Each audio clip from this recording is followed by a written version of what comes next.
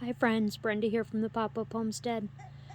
I just thought I would take a little short video, let y'all see our chickens while they're out running around. And I have a question. I would like some feedback. I'm thinking about doing a video on seed starting and different ways to start seeds without buying expensive seed starting trays. Is that something that would interest anyone? If so, leave me a message in the comments and I'll be happy to do a video on seed starting. I'm also going to do one on direct sowing, and my plan is to do another video. Oh, there's the puppy going after a chicken. Over here. I'm going to do another video on plants in the grocery store that are. And my plan to also do is a video of farmer's market or a produce section and show you what you can save the seeds out of and what you can't.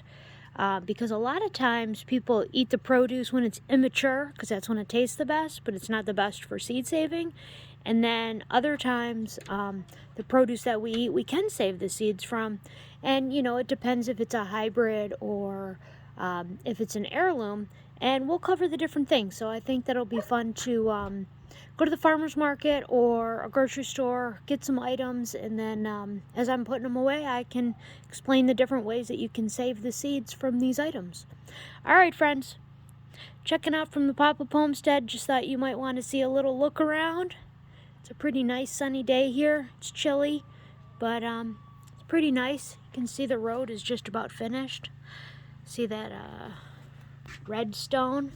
That's the road. And then I'll see if I can get a little higher. And they're almost done. They're getting there. They actually put some stone down around the other side of this cabin for us for a nice little driveway.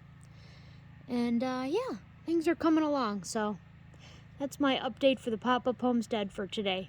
Hope y'all have a blessed weekend and you know, get growing.